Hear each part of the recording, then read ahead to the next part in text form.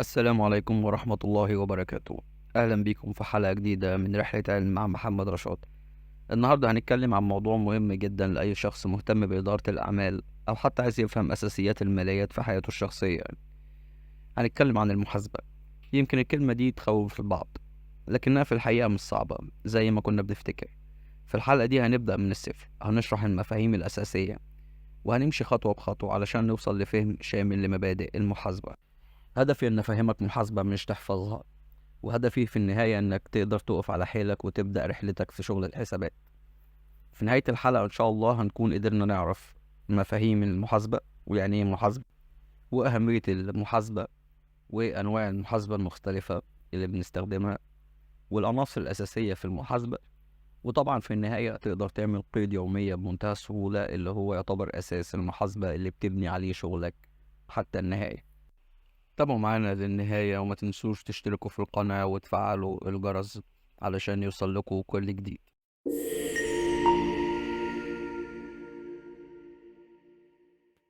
يعني ايه محاسبة؟ المحاسبة هي لغة الماليات، وهدفها الأساسي تسجيل والتلخيص والتحليل العمليات المالية للشركات أو الأفراد. طيب بتستخدم في ايه المحاسبة؟ باختصار بنستخدمها في تتبع الإيرادات والمصروفات علشان نتأكد من صحة البيانات المالية للمؤسسة. طيب أهميتها ايه؟ المحاسبة بتساعد في اتخاذ القرارات المالية الدقيقة وتمكين الشركات من معرفة موقفها المالي الحقيقي وتلبية المتطلبات القانونية والضريبية. يبقى احنا كده عرفنا المحاسبة يعني ايه وأهميتها يعني ايه. طيب ايه هي أنواع المحاسبة؟ عندنا أنواع محاسبة كتيرة قوي، هنذكر لكم جزء منها. عندنا المحاسبة المالية والإدارية والضريبية والتكاليف والجنائية والمراجعة والمحاسبة الحكومية ومحاسبة المشروعات الغير ربحية. يعني ايه محاسبة مالية؟ هي باختصار إعداد التقارير المالية للأطراف الخارجية زي الموردين، الدائنين، المستثمرين وهكذا. المحاسبة الإدارية هي مسؤولة عن توفير المعلومات المالية والغير مالية للإدارة الداخلية للمؤسسة علشان تقدر تتخذ القرار التشغيلي والاستراتيجي المناسب للمؤسسة.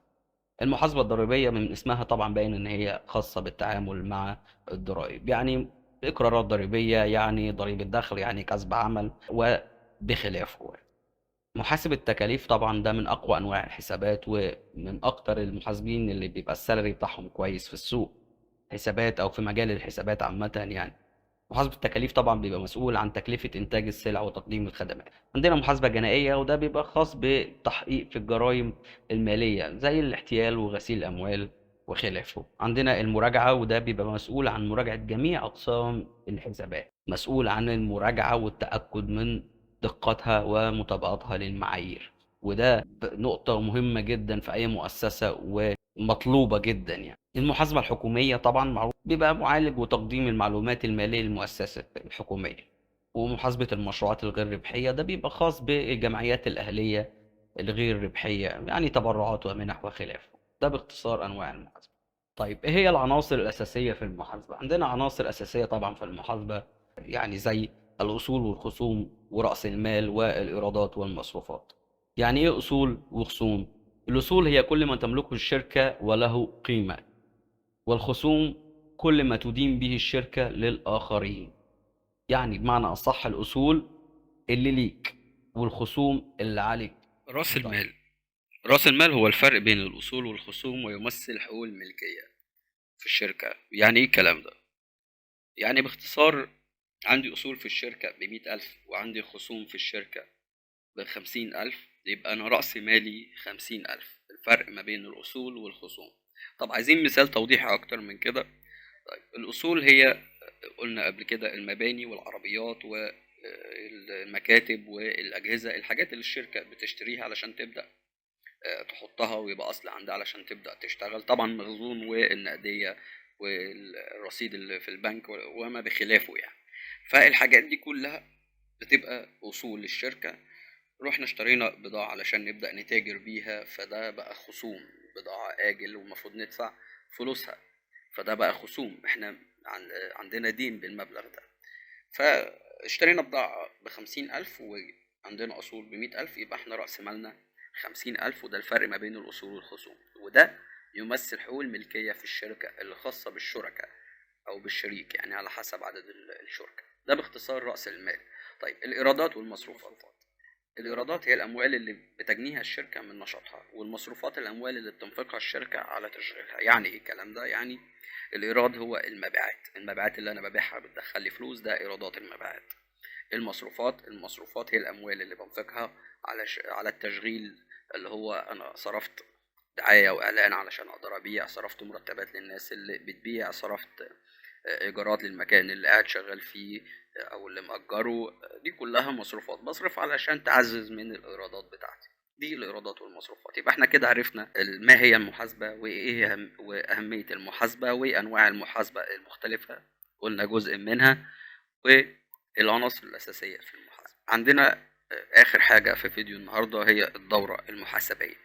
يعني إيه الدورة المحاسبية؟ ثبات عندك باختصار بتتبني على 3 نقط: تسجيل العمليات المالية، ثم ترحيل القيود اللي هي العمليات المالية اللي سجلناها، ثم إعداد القوائم المالية بناء على الترحيلات القيود اللي احنا عملناها من القيود اليومية. طيب عايزين مثال علمي يوضح لنا الموضوع ده بشكل أوقع شوية.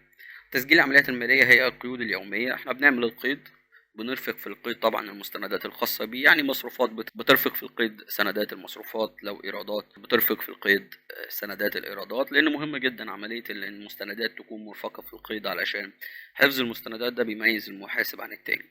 من أهم حاجة بتطلب في الشركات يقولك يجيد حفظ المستندات، فالنقطة دي مهمة جدا. بعد ما بنخلص القيد، وهنعرف في الحلقة اللي جاية إن شاء الله إزاي تعمل القيد بسهولة جدا، وهنعرف إيه أنواع القيود بس في الحلقة الجاية إن شاء الله. المهم بعد ما بنكتب القيد وبنخلصه، بنبدأ نرحله على دفتر الأستاذ العام. دفتر الأستاذ العام بيبقى فيه كل الحسابات اللي أنا بشتغل فيها: عملاء، موردين، صندوق، بنك، أوراق دفع، أوراق قبض. بيبقى فيه كل الحسابات اللي أنا بشتغل فيها في الشركة.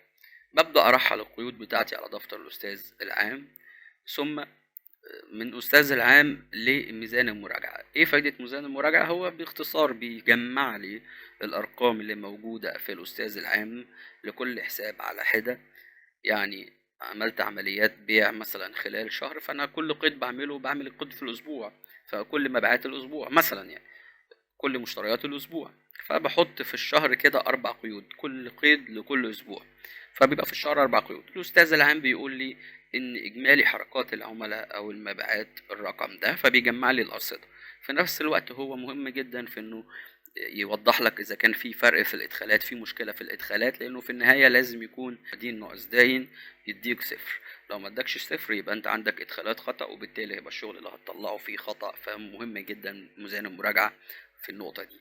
بعد ما بخلص ميزان المراجعة ببدأ أعمل القوائم المالية بتاعتي، زي الميزانية العمومية وقائمة الدخل وقائمة التدفقات النقدية، اللي بيتبني بناء عليهم شغلي أنا ماشي صح ولا ماشي غلط. في تكايات إن شاء الله هنقولها، وفي حركات هنعملها مع بعض هتسهل علينا الدنيا في الحلقات اللي جاية، بس تبقوا متابعين معانا.